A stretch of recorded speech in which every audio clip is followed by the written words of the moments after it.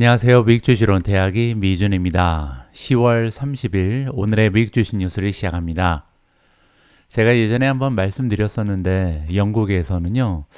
예전에 우리가 서머타임이라고 불렀던 데일라이트 세이빙 타임이라는 것을 아직까지 하고 있습니다. 1년 중에 이제 그 낮 시간이 좀 길어지는 4월부터 10월까지는요. 시계를 1시간 앞당겨서 시행을 하거든요. 그런데 이제 어제부로 데일라이트 세이빙 타임이 끝났습니다. 근데 이제 문제는 제가 한국 시간 기준으로 밤 9시에 미준 방송을 여러분들께 공유해 드리고 있는데요. 만약에 영국 기준으로 같은 시간에 방송을 내보내게 되면 한국 시간으로는 이제 밤 10시에 방송이 나가게 되거든요. 그렇게 되면 이제 아무래도 많은 분들께서 시청을 하시기 어렵죠. 그래서 할 수 없이 오늘부터는 새벽에 조금 더 빨리 일어나고 있습니다. 한때는 제가 한국에 있었으면 다른 크리에이터 분들처럼 조금 더 편안한 마음으로 편안한 조건으로 방송을 진행할 수 있을 텐데 뭐 이런 아쉬움을 가지고 있었는데요. 요즘에는 좀 생각이 바뀌었습니다. 왜냐하면 여러분들 주무실 때 제가 깨 있잖아요. 그래서 이제 아무래도 시간적으로 봤을 때 미국 증시가 이제 제가 활동하는 시간에 열리게 되고 또 마감할 때쯤 저는 이제 저녁 시간이거든요. 그래서 대한민국의 어떤 크리에이터 그리고 미디어보다도 빠르게 미국 주식에 대한 중요한 소식을 여러분들께 그 미준 멤버십 플랫폼을 통해서 전달해 드릴 수 있는 유리한 위치를 차지하게 됐습니다. 그래서 모든 면에는 이렇게 두 쪽 면이 있는 것 같습니다. 좀 어려운 면이 있으면 장점도 있는 것 같고요. 그래서 이제 앞으로도 조금 더 빨리 일어나야 되긴 하는데 그래도 즐거운 마음으로 중요한 소식 가장 먼저 전달해 드릴 수 있는 그런 채널이 되도록 하겠습니다. 자, 그러면 10월 30일 준비된 오늘의 미국 주식 뉴스 바로 시작합니다.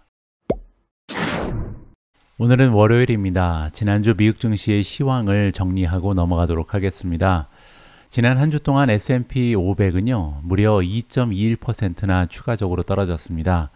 그러면서 이제 강력한 지지선이 형성되어 있다는 4,200을 뚫고 그 아래까지 떨어진 상황입니다. 나스닥도 만만치 않은데요. 2.23% 떨어지면서 지금 주가가 12,643을 찍고 있고요. 따라서 지금 3대 지수 모두 굉장히 좋지 않은 추세를 지난 한 주 동안 만들어 왔다. 이렇게 볼 수가 있는 거죠. 따라서 시장에서는 공포감이 확산되고 있습니다. 빅스 지수를 보시면요. 지난 6개월을 기준했을 때 가장 높은 수준을 지금 기록하고 있고요. 21.27까지 상승해 있는 상황입니다. 다음에는 피어 앤 그리드 인덱스 공포 탐욕 지수를 보도록 하겠습니다. 화면에 나와 있는 것처럼 드디어 공포 탐욕 지수가 25 이하로 떨어지면서 지금 시장에 극적인 공포감이 확산되고 있다. 이러한 수치가 발견이 되는데요. 저는 예전에 여러분들께 이미 말씀드린 것처럼 이 공포 탐욕 지수가 25 이하로 떨어지면서 지난주에 드디어 이제 추가적인 매수를 개시했습니다. 여러분들은 이번 조정장에 어떻게 전략을 세우고 계신지 궁금하고요. 다음은 미국 증시를 대표하는 두 가지의 ETF죠. SPY 그리고 QQQ를 살펴보면서 지금 현재 매도세가 얼마나 강력한지 RSI를 한번 체크해 보도록 하겠습니다. 먼저 SPY, S&P 500를 대표하는 ETF인데요. 스파이 들어오셔서 모멘텀을 클릭하시면 가장 아래쪽에 지금 현재 SPY가 어느 정도로 과매도됐는지 살펴보실 수가 있습니다. Relative Strength Index죠. 이거는 지난 14일을 기준했을 때 주가가 얼마나 빠르게 그리고 많은 폭으로 변동을 했는지 우리가 수치로 살펴볼 수 있는 거고요. RSI가 만약에 70 이상으로 올라가면 지금 현재 지나치게 뜨겁다. 따라서 조만간 조정이 나타날 수 있다. 이렇게 우리가 살펴볼 수가 있고요. 만약에 RSI 지수가 30 이하로 떨어지면 너무나 빠른 시간에 주가가 많이 떨어졌기 때문에 조만간 기술적인 반등이 가능하다. 이렇게 예측을 해볼 수 있는 간단한 수치입니다. 자, 보시는 것처럼 스파이 같은 경우는요. 지금 현재 Relative Strength Index가 29.11까지 떨어져 있습니다. 그 의미는요. 지금 공식적으로 과매도 상태다. 따라서 조만간 기술적인 반등이 가능하다. 이렇게 또 우리가 기대감을 올려볼 수가 있는 거고요. 현재 이동평균선의 추세를 보시면 지금 10일 이평선, 50일 이평선, 100일 이평선 그리고 200일 이평선까지 모조리 마이너스를 보이고 있습니다. 따라서 주가 차트가 굉장히 좋지 않다. 현재 하락세가 굉장히 강력하다. 이렇게 살펴볼 수가 있는 거고요. 다음에는 QQQ입니다. QQQ 역시 모멘텀으로 들어오셔서 가장 아래쪽으로 향해 보시면요. QQQ라는 것은 이제 나스닥 100 지수를 대변하는 ETF다 이렇게 보시면 되는데요. 다행히 200일 이평선은 아직까지는 지지선을 유지하고 있습니다. 만약에 QQQ가 1.78% 이상 떨어지게 되면 이제 장기적인 추세를 살펴볼 수 있는 200일 이평선을 뚫고 내려간다. 안 좋은 점을 우리가 또 예상해 볼 수가 있는 거고요. 아무쪼록 QQQ가 2% 이상 떨어지는 일이 없었으면 하는 바람을 가져봅니다. 다음에는 Relative Strength Index고요. 보시는 것처럼 34.33입니다. 물론 이제 역사적으로 지난 1년 동안 이렇게까지 떨어진 적이 없었죠. 가장 낮은 수치를 지금 보여주고 있는데요. 30 이하로 떨어지진 않았다. 따라서 과매도로 보기에는 조금은 높은 수치다. 이렇게 정리가 가능합니다. 다음에는요, 지난 한 주 동안 미국 증시 하락세를 주도했던 성장주들의 이름을 좀 살펴보도록 하겠습니다. 한 주 동안 주가 흐름이 가장 좋지 않았던 주식은 아이온큐입니다. 공동 참립자가 회사를 떠난다는 소식 때문에 이렇게 주가가 많이 떨어졌죠. 거의 20% 가까이 한 주 동안 주가가 하락을 했고요. 그 뒤를 이어서 인페이즈 에너지가 16.95% 주가가 하락을 했고요. 차지포인트가 한 주 만에 16.16% 추가적으로 주가가 떨어졌습니다. 버진 갤럭틱이 마이너스 15.85%, 텔러덕이 마이너스 15.66, 그리고 인텔리아가 마이너스 13.06%로 추세가 굉장히 좋지 않았고요. 펠로톤이 마이너스 11.16, 시리미티드 마이너스 10.40, 월프스피드 마이너스 9.97, 레모네이드 마이너스 9.81, 구글이 마이너스 9.76%로 가장 좋지 않은 추세를 만들어낸 성장주의 이름을 올렸습니다. 반면 지난 한 주 동안 이렇게 시장은 좋지 않았는데 주가가 올라간 종목이 몇 개 있거든요. 보시는 것처럼 넥스트라 에너지가 지난 한 달 동안 굉장히 주가 흐름이 좋지 않았는데 따라서 기술적인 반등을 효과적으로 해냈다. 22.5%나 올라가면서 지금 주식시장과 반대로 가는 유일한 종목이 되고 있습니다. 리오토도 나쁘지 않았는데요. 9.72% 한 주 만에 주가가 상승을 했고요. 그 뒤를 이어서 추이가 플러스 7.26, 그리고 인바이테가 2.94%, 메르카도 리브레 2.63% 올라가면서 그나마 하락세를 이겨낸 종목의 이름을 올렸습니다. 다음에는 미주온 탑 12의 성적표입니다. 지난 한 주 동안 주가 흐름이 가장 좋지 않았던 종목은 나비타스고요. 7.87% 빠졌습니다. 소파이가 그 뒤를 이어서 마이너스 6.78, 팔란티어 마이너스 6.46, TSMC 마이너스 5.83, 우버 마이너스 4.03, SMCI 마이너스 2.89, 테슬라 마이너스 2.21, 엔비디아 마이너스 2.14, 인피니언 마이너스 1.70, 그 뒤를 이어서 온 세미컨덕터가 1.54% 빠졌고요.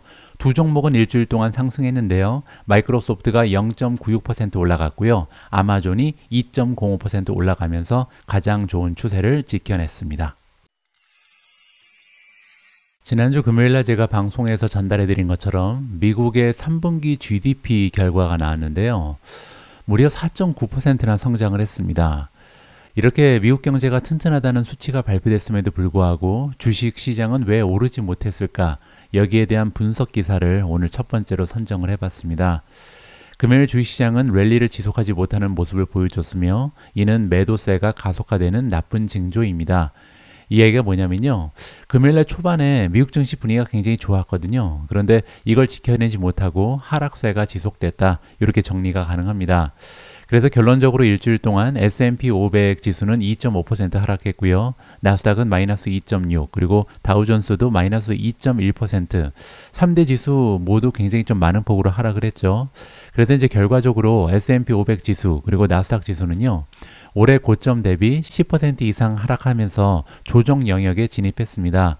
보통 이제 고점 대비 10% 이상 떨어지면 조정, 그리고 20% 이상 떨어지면 하락장이라고 부르잖아요. 베어마켓이죠. 따라서 공식적으로도 지금 조정에 들어갔다. 이렇게 정리를 해볼 수가 있는 거고요. S&P 500은 지난 몇 달 동안 여러 번 그랬던 것처럼 반등을 시도했다. 근데 반등이 거의 항상 실패했다. 이 부분이 굉장히 좋지 않다라고 합니다. 여름 이후에 미니 랠리 일부는 몇 주 동안 지속된 적도 있지만 이전보다 낮은 수준에서 끝났으며 이는 다시 반복되는 테마가 발견이 됐다. 이렇게 지속적인 매도는 시장이 지금 현재 경제라든지 실적, 기업의 실적, 그리고 주식의 실제 가치에 대한 신뢰가 약화되고 있음을 나타낸다라고 이야기하고 있습니다.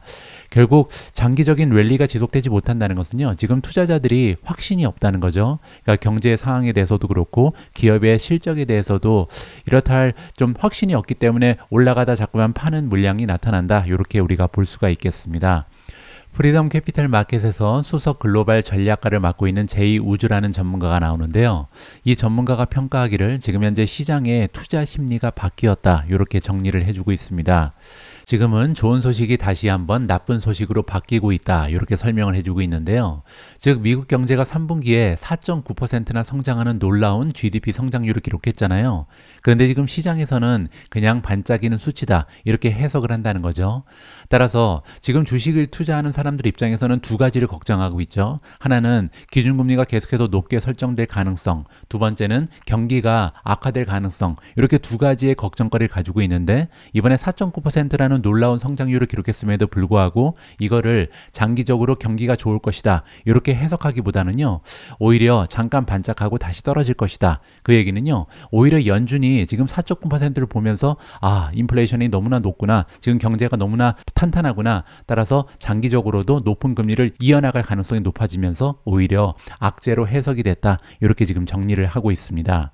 물론 지금 시장에서는요, 추가적인 금리 인상을 예상하고 있지는 않습니다. 하지만 이번 주 화요일, 수요일 날 FOMC 미팅이 개최가 되는데요. 거기에서 이제 가장 중요한 거는 이렇게 높게 설정된 금리가 얼마나 오랫동안 유지될 것인가, 한 2, 3개월 있다가 떨어질 것인가, 아니면 1년 이상 장기적으로 높은 금리를 유지할 것인가, 이쪽을 굉장히 중요시하게 지금 투자자들이 지켜본다는 거죠. 높은 금리가 장기적으로 유지되면요, 긴축 정책이 경제에 타격을 줄 수밖에 없다. 그렇게 되면요, 경제도 둔화될 가능성이 높고 기업의 이익 성장이 둔화될 가능성이 굉장히 높잖아요. 따라서 투자자 입장에서는, 그리고 기업을 경영하는 사람들 입장에서도 실적이 좋아도 계속해서 이런 좋은 소식을 의심하게 된다. 단편적인 예가 있죠. 이번에 메타 플랫폼즈가 3분기 실적 발표를 했는데 매출과 순이익이 예상치를 훨씬 더 상회했습니다. 굉장히 좋은 실적을 발표했죠. 그런데 이제 어닝콜을 하면서 광고 매출이 향후에 둔화될 가능성이 높다, 2024년에 대한 전망이 조금 혼탁하다, 자세히 볼 수 없다, 좀 변동성이 극심하다, 이러한 얘기를 했잖아요. 그래서 주가가 오히려 3.7% 하락했습니다. 그런데 이러한 현상이 메타에 국한되는 게 아니라는 거죠. 에버코어 ISI의 분석 내용에 따르면요, 3분기에 매출 그리고 수익의 추정치를 상회한 S&P 500의 기업의 주가가 실적 발표 이후에 0.5% 상승하는 데 그쳤다고 합니다. 그러니까 이제 어닝 발표가 굉장히 좋았죠. 매출도 전망치를 넘어서고 순이익도 전망치를 넘어선 기업들은요, 어닝을 발표하고 나서 주가가 0.5% 올라가는 데 그쳤습니다. 지난 5년의 평균은요, 이렇게 어닝 결과가 좋았을 때 보통 1% 이상 올라가는 게 정상적이거든요. 따라서 그 얘기는 지금 현재 시장에서 어닝 결과가 좋아도 주가가 올라가지 못하는 그런 모습을 보이고 있다, 이렇게 정리를 해볼 수가 있는 거죠. 그리고 그 이유를 여기서 설명해 주고 있는데, 여전히 지금 미국 주식시장이 너무나 비싸다, 이렇게 얘기합니다. 자, 그게 무슨 얘기냐면요, S&P 500 지수는 현재 향후 12개월 동안 예상되는 주당 순이익의 17배에서 거래되고 있다. 우리가 보통 이거를 포워드 PER이라고 부르잖아요. 자, PER인데 앞으로 향후 12개월 동안 예상되는 순이익에 비해서 17배 올라가 있는 상황입니다. 따라서 그냥 보면 엄청나게 높은 수치는 아닌 것처럼 보이죠. 자, 그런데 문제는 원래 금리가 높을수록 기업이 만들어내는 미래 이익의 가치가 낮아지잖아요. 따라서 밸류에이션 배수, 즉 멀티플에 부담을 준다는 점을 고려해야 된다는 얘기입니다. 따라서 지금 현재 금리를 고려할 때 17배는 굉장히 높은 수준이다. 왜냐하면 역사적으로 봤을 때 10년분의 수익률, 금리가 4.84%로 굉장히 높을 때는요, 그러니까 5% 근처에 형성이 됐을 때 과거 역사를 봤을 때 S&P 500의 배수는 보통 10대 초반에 형성이 돼 있다. 따라서 17배는 굉장히 높은 거라는 거죠. 원래 금리가 이렇게 5% 가까이까지 올라가면요, S&P 500의 멀티플은 10대 초반에 형성되는 것이 보통이다. 따라서 지금은 역사적으로 봤을 때 굉장히 시장이 멀티플이 많이 올라가 있는 상황이다. 그렇기 때문에 지금 현재 좋은 어닝을 발표해도 주가가 상승하지 못하고 있다, 이렇게 이야기를 해주고 있습니다. 이 부분은요, 우리가 또 한 가지의 역사적인 사실을 참고하면 재미가 있을 것 같은데요. 지금 화면에 나와 있는 것은 S&P 500의 프로핏 마진, 순이익 마진의 역사적인 통계입니다. 보시면요, 1990년대 초반부터 지금까지 프로핏 마진이 계속해서 우상향하고 있는 것을 여러분들께서 보실 수 있습니다. 이 얘기는요, 기업들이 예전에 비해서 마진이 높아지고 있다는 거죠. 점점 더 생산성 그리고 효율성이 향상되면서 기업들이 만들어내는 매출 대비 이 순이익이 점점 더 증가하고 있다. 따라서 기업의 투자 가치가 올라가고 있다는 거죠. 따라서 역사적인 PER을 가지고 지금 현재 기업들의 PER을 평가하는 것은 조금 무리가 있지 않을까 개인적으로 판단합니다. 그 얘기는요, 제가 봤을 때는 과거의 PER보다 지금 현재 기업들은 순이익 마진이 높기 때문에 조금 더 높은 밸류에이션을 받을 자격이 있다. 뭐 이렇게 저는 생각을 합니다. 물론 이러한 내용은요, 저의 개인적인 해석에 불과하니 참고만 하시면 좋을 것 같습니다.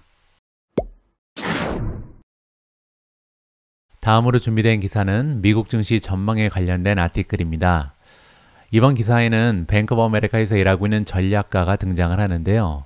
이 전문가의 의견에 따르면 기술적인 분석을 해보니까 미국 증시가 3,940대까지 떨어질 가능성이 높다. 이러한 전망을 제시하고 있습니다. 어떠한 근거가 있는지 한번 살펴보시죠. 뱅크 오브 아메리카의 투자 전략가 마이클 하트넷이 등장하는데요. 이 전문가의 의견에 따르면 주요 지수 중 하나가 굉장히 중요한 기술적 수준을 유지하지 못하면 그 이하로 떨어지게 된다면 전반적인 주식시장이 더 큰 피해를 볼 수 있다. 이렇게 주장을 했습니다. 여기 나와 있는 주요 지수가 뭐냐면요. 바로 아래 나와 있는 S&P 500 Equal Weighted Index입니다. 이거는요, 우리가 보통 얘기하는 S&P 500 지수랑은 약간 다릅니다. 우리가 보통 얘기하는 S&P 500 지수는 바로 밑에 나와 있는 S&P 500 시가총액 가중 지수거든요. 이거는 미국에서 가장 커다란 500대 기업을 묶어놨는데 그 비중을요, 시가총액과 맞추는 겁니다. 따라서 애플이 가장 많이 들어가 있겠죠. 그 밖에도 마이크로소프트라든지 아마존이라든지 이렇게 대형 기업들이 그 비중을 높게 설정해 놓은 게 우리가 보통 얘기하는 S&P 500 지수입니다. 그런데 여기 나와 있는 S&P 500 Equal Weighted Index는요, 그렇게 하는 것이 아니라 500대 기업을요, 똑같이 비중을 맞추는 겁니다. 그렇게 해서 전반적인 미국 증시의 현황을 살펴볼 수 있는 또 다른 지표가 될 수 있다. 이렇게 이해가 가능한데요. 이 지수가 만약에 5,540을 지키지 못하고 그 이하까지 떨어지면 S&P 500 시가총액 가중지수까지, 우리가 보통 얘기하는 S&P 500까지 떨어질 것이다. 이렇게 예상을 했거든요. 그런데 금요일 날 주식이 추가적으로 떨어지면서 이 지수가 5,426까지 떨어졌습니다. 따라서 여기서 얘기한 가장 중요한 선이라는 5,540이 무너진 거죠. 따라서 이 마이클 하트넷의 전망에 따르면 S&P 500이 추가적으로 떨어질 가능성이 굉장히 높다. 이렇게 지금 예상을 해주고 있습니다. 좀 더 구체적으로 어디까지 떨어지냐? S&P 500이요. 200주 이동평균선, 여기 나와 있는 건 200일이 아닙니다. 200주 이동평균선인 3,941까지 떨어진다. 이렇게 얘기하고 있고요. 그렇게 되면 지난주 금요일 종가 기준으로 4.3% 정도 추가적으로 떨어질 수 있다. 그리고 나서야 미국 증시가 다시 상승을 시작할 수 있다. 이렇게 지금 예측을 하고 있습니다. 원래 이제 마이클 하트넷은 미국 증시에 대한 약세론자 중 한 명이라고 합니다. 따라서 항상 부정적인 쪽을 조금 더 중점을 두고 얘기를 하는 전문가다. 이렇게 보시면 되고요.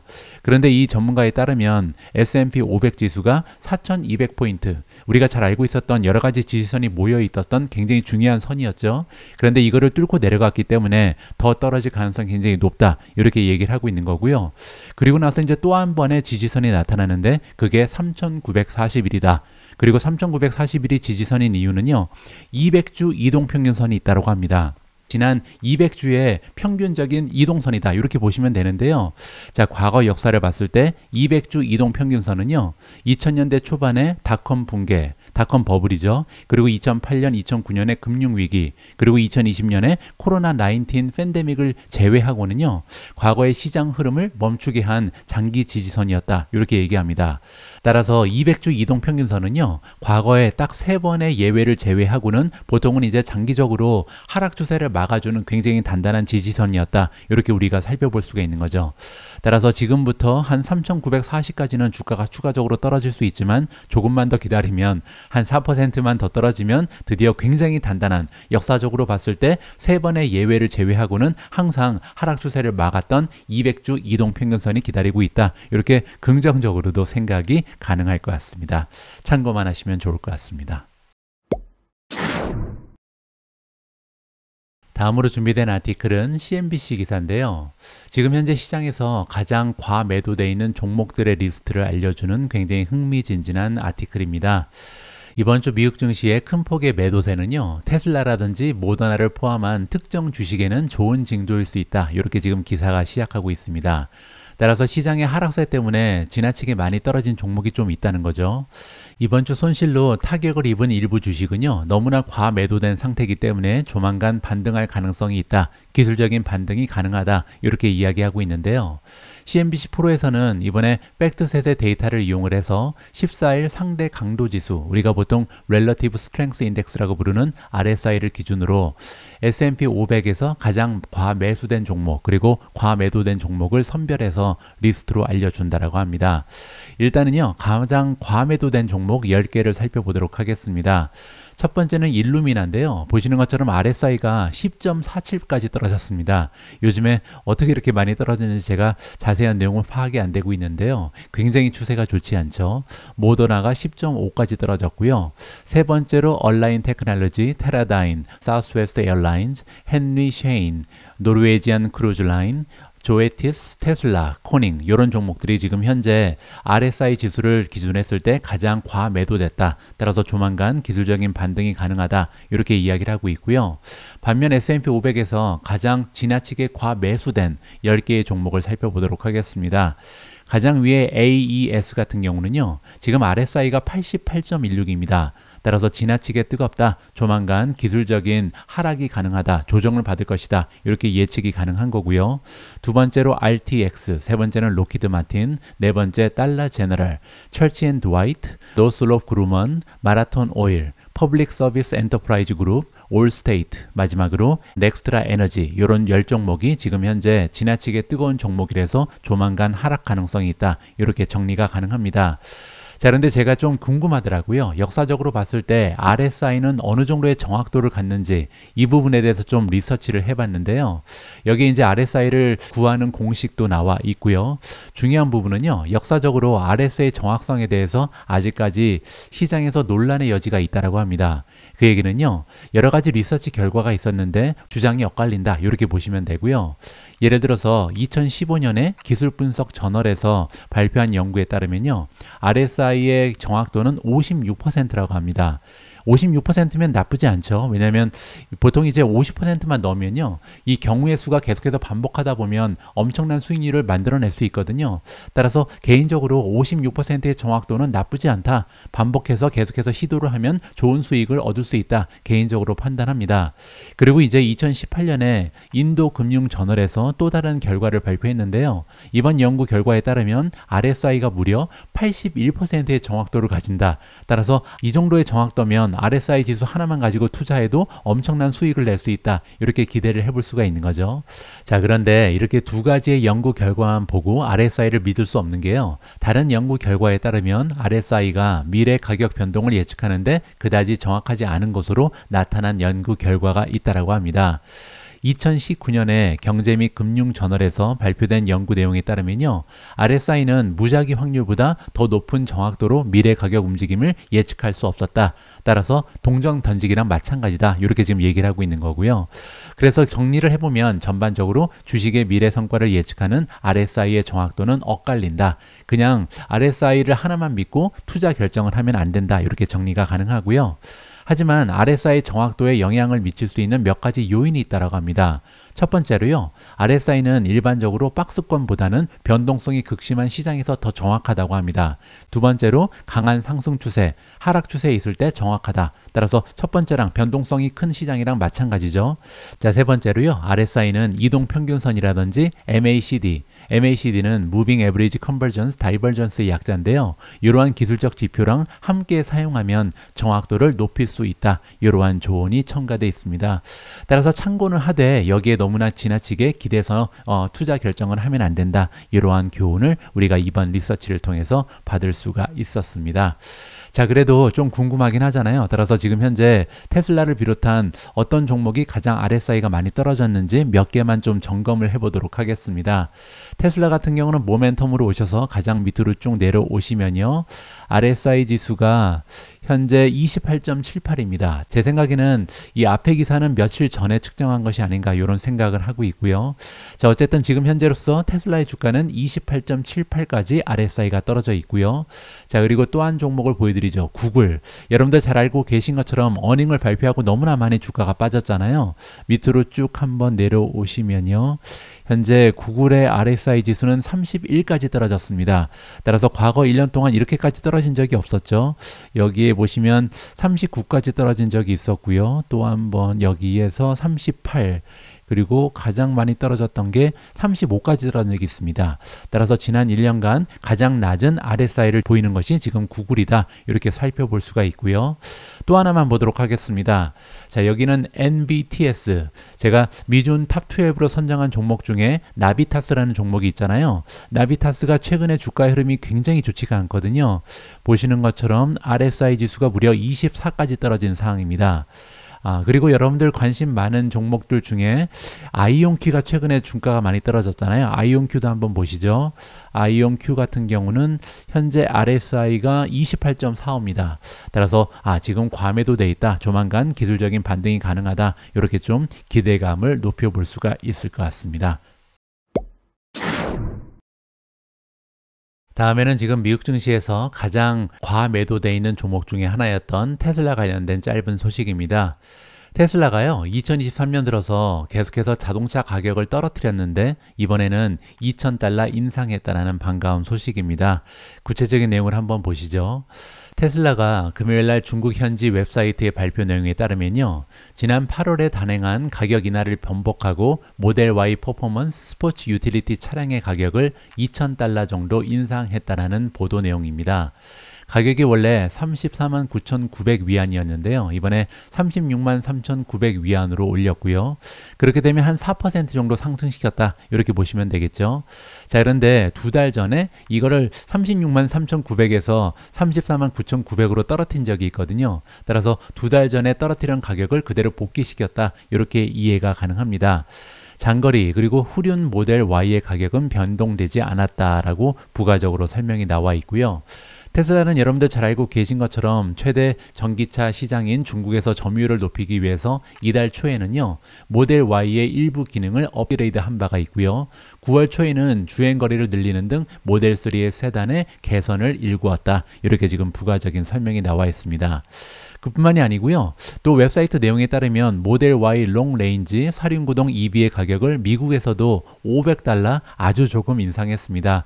그래서 지금 현재 원래는 48,490달러였는데 48,990으로 소폭으로 인상됐다. 자, 이번 인상 소식은요, 장기적으로 계속해서 올라갈 수 있을까? 이 부분은 조금 의심이 들긴 합니다. 지금 생산량 그리고 수요량에 따라서 탄력적으로 가격을 조정하는 중이다. 이렇게 이해하시면 좋을 것 같고요. 아직까지 자동차 산업이 바닥을 찍었다. 이렇게 기대하기로는 조금 시기상조가 아닌가 개인적으로 판단을 하고 있습니다. 지난주 금요일 방송에서 제가 우버가 드디어 구글의 웨이모와 함께 운전자가 없는 완전 자율주행 택시 서비스를 개시했다라는 반가운 소식을 전달해 드렸는데요. 이번에는 우버 어닝 전망을 한번 들어볼까 합니다. 이번에 살펴볼 우버 어닝 전망은 UBS라는 투자 기관에서 안겨주고 있고요. 굉장히 짧지만 핵심적인 내용이 다 들어가 있습니다. 11월 7일 그리고 11월 8일에는요, 우버 그리고 리프트 차량 공유 서비스 양대 산맥이 어닝을 발표한다라고 나와 있는데요. UBS라는 투자 기관에서는 두 차량 공유 회사의 어닝 결과에 대해서 굉장히 긍정적인 전망을 가지고 있다라고 합니다.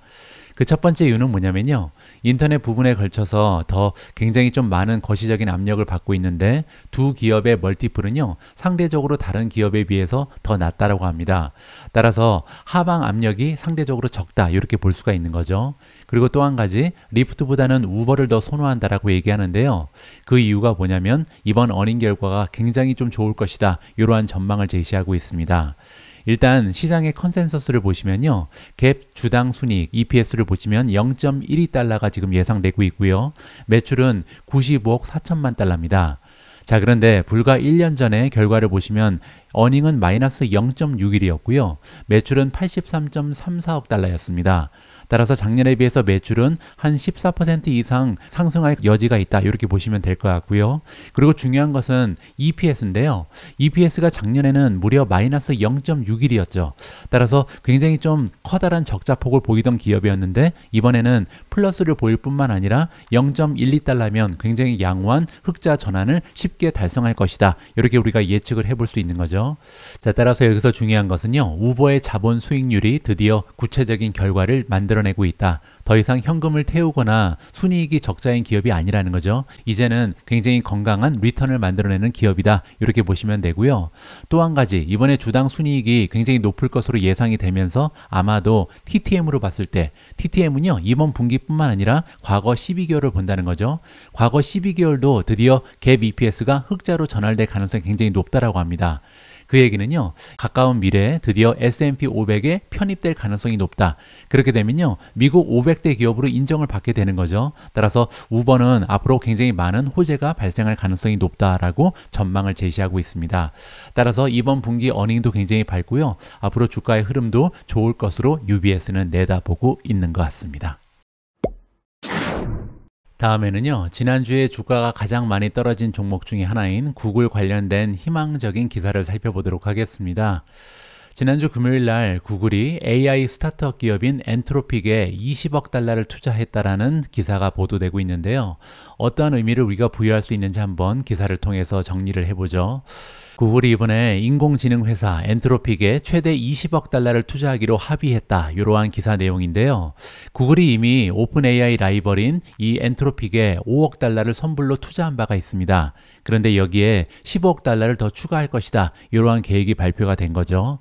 자, 그리고 주목할 만한 부분은요. 이 엔트로픽에 투자하는 기업은 구글뿐만 아니라 아마존도 투자자입니다. 아마존은 지난달에 발표하기를 AI 모델 개발을 목표로 엔트로픽에 무려 40억 달러를 투자한다. 이렇게 결정한 바가 있거든요. 따라서 구글은 20억 달러, 아마존은 40억 달러, 엄청난 자금이 지금 두 기업에서 엔트로픽으로 들어가고 있다. 이렇게 정리가 가능합니다. 구글의 이번 새로운 계약은요, 챗GPT부터 시작된 1년 전에 시작된 AI 열기를 반영하는 것이다. 이렇게 이야기를 하고 있고요. 엔트로픽은 또한 구글 클라우드와 30억 달러가 넘는 단연 계약을 체결했다고 합니다. 따라서 구글은 엔트로픽에 투자하는 거고요. 또 엔트로픽은 모든 기술력, 서비스를 구글 클라우드 상에서 구축한다. 따라서 챗GPT와 이 마이크로소프트의 협업과 비슷한 형태를 띈다. 이렇게 보시면 되겠죠.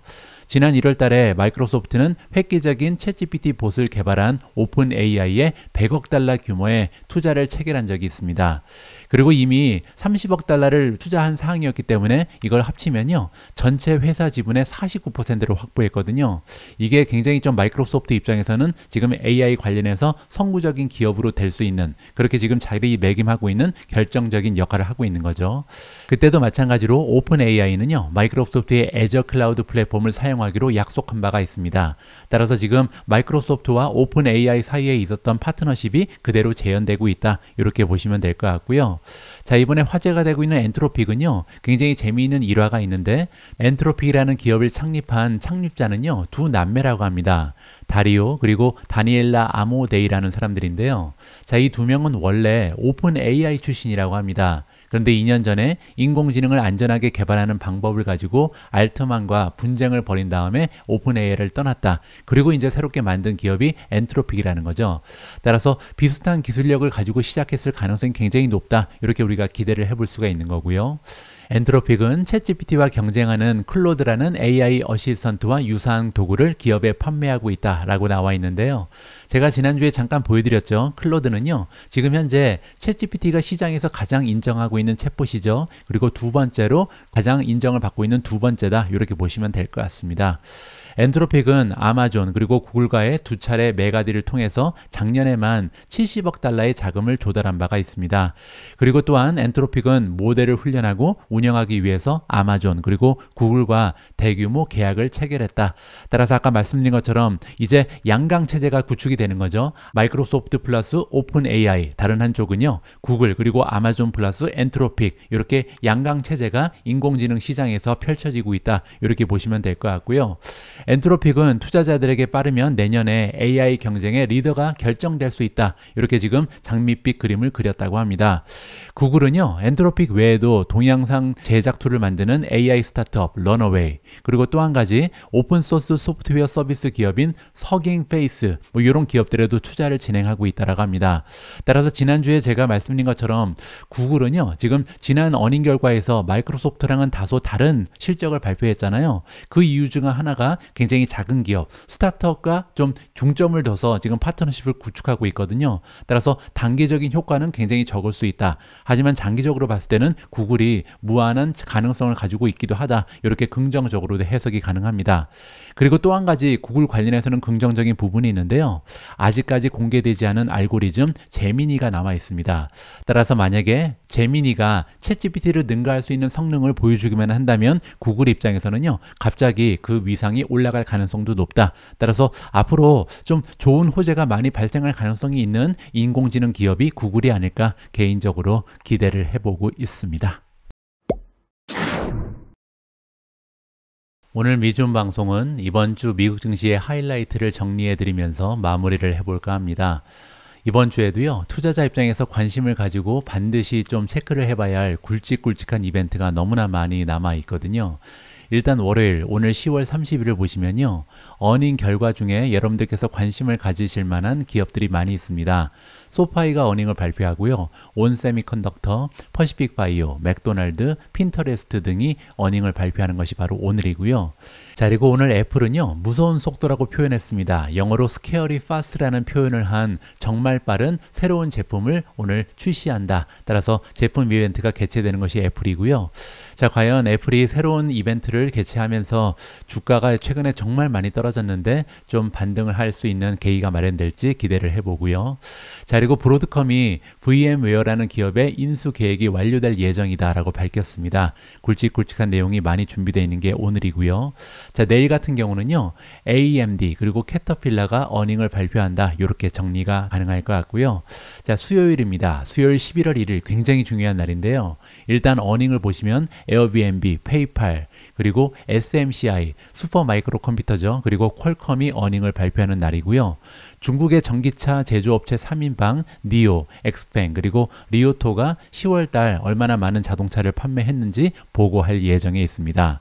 그리고 굉장히 중요한 미국의 경기 지표가 발표가 되는데요. 첫 번째는 10월달에 S&P 글로벌 미국 제조업 PMI 지수고요. 또 하나는 10월달 미국 ISM 제조업 지수입니다. 두 개가 거의 비슷한데요. 조금 차이점이 있어서 제가 밑에 좀 정리를 해드렸거든요. 일단 S&P 글로벌 미국 제조업 PMI 같은 경우는요, 미국 전역에 있는 제조기업 구매자 관리자 600명 이상을 대상으로 한다. 이렇게 보시면 되고요. 미국의 ISM 제조업 같은 경우는 같은 방식으로 진행이 되는데 구매 관리자 300명 이상을 설문조사로 한다. 따라서 조금 더 많은 표본이 있다. 이렇게 볼 수가 있겠죠. 자, 그리고 또 한 가지 이제 산정 방법이 다른데 S&P 글로벌 미국 제조업 PMI 같은 경우는요, 확산 지수입니다. 따라서 그냥 퉁해서 물어본다는 거죠. 50 이상이면 전달에 비해서 경기가 좋다. 50 이하면 전달에 비해서 비즈니스가 약화되고 있다. 이렇게 단순한 설문조사를 기반으로 한다. 이렇게 보시면 되고요. 반면 미국의 ISM 제조업 같은 경우는 신규 주문, 생산, 고용, 재고, 공급업체 납품, 이렇게 5가지의 구성 요소를 결합해서 복합지수를 만든다고 합니다. 따라서 조금 계산이 복잡하겠죠. 자, 그런데 여기서 어떤 조사가 더 신뢰할 수 있는지 제가 좀 살펴봤는데요. 두 조사 모두 지금 현재 경제학자라든지 투자자들이 많은 관심을 갖고 살펴보긴 한다고 합니다. 자, 그런데 최근 몇 년 동안 실제 제조업 동향을 더 정확하게 나타나는데 좀 기여를 한 지수는요, S&P 글로벌 미국 제조업 PMI라고 합니다. 따라서 수요일 날 이 지수가 발표되면 제가 미준을 통해서 여러분들과 함께 이 지수의 내용을 좀 설명을 드릴까 하고요. 자, 그리고 수요일 날 정말 중요한 게 하나 있죠. 오후 2시에 FOMC 미팅이 끝납니다. 그리고 나서 이제 연준의 성명서가 발표가 되고요. 물론 이번에 추가적인 금리가 인상은 되지 않을 것으로 기대를 하고 있는데요. 과연 미래에 대해서 어떤 이야기를 할런지, 그리고 또 연준 의장은 기자회견에 등장해서 어떠한 이야기를 할는지, 여기에 따라서 미국 증시가 흔들릴 수 있다. 우리가 예상을 좀 해볼 수가 있는 거고요. 목요일 11월 2일로 갑니다. 목요일 같은 경우는요, 일단 애플이 어닝을 발표하죠. 그 밖에도 부킹홀딩스, 코인베이스, 모더나, 팔란티어, 스타벅스 이렇게 굵직굵직한 어닝이 준비가 돼 있고요. 그리고 또 한 가지 주목할 부분은 오전 8시 30분에 매주 목요일 신규 실업수당 청구 건수가 업데이트가 되잖아요. 따라서 지금 현재 과연 미국의 고용시장이 어떤 모습을 보이는지 우리가 확인할 수가 있는 하나의 지수가 발표가 되고요. 자, 그리고 이번 주 금요일 11월 3일 날도 정말 중요한 미국의 고용 보고서가 발표가 되죠. 미국에서는 매월 첫 번째 금요일 날 그 전달에 대한 고용 보고서가 나오잖아요. 이번에 경제학자들은 16만 8천 개 정도의 일자리가 추가될 것이다, 이렇게 예상을 하고 있고요. 실업률은 3.8%를 전망하고 있습니다. 따라서 이러한 시장의 예상치랑 비교했을 때 실제로 10월 달에 고용시장은 어떤 모습을 보였는지 이 부분에 의해서 시장이 다시 한번 꿈틀거릴 가능성도 있다. 자, 따라서 이번 한 주 정말 투자자 입장에서는요, 놓치지 말아야 할 뉴스가 많이 있습니다. 따라서 여러분들 이번 한 주 동안도 미중과 꼭 함께 해주시기 바랍니다. 10월 30일 오늘의 미국 주식 뉴스는 여기까지입니다. 이번 한 주 제가 투자하고 있는 많은 종목들의 어닝 결과가 준비되어 있는데요. 아무쪼록 한 주 내내 좀 분위기 좋은 그런 시장 추세를 여러분들과 함께 공유할 수 있었으면 합니다. 새롭게 시작하는 한 주 여러분들 즐거운 마음으로 생산적인 시간으로 만들어 가시기 바랍니다. 우리 모두가 미국 주식 투자로 은퇴하는 그날까지 다 함께 화이팅입니다. 행복한 하루 되세요. 감사합니다.